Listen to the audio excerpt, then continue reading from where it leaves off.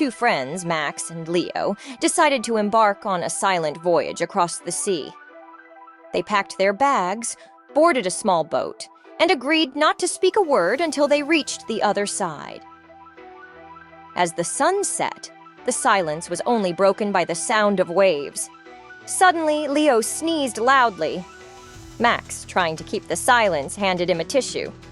Leo nodded in thanks, but then sneezed again, louder this time. Max couldn't hold it any longer and burst out laughing. "Well, there goes our silent voyage." Leo grinned. "Guess we should have packed more tissues."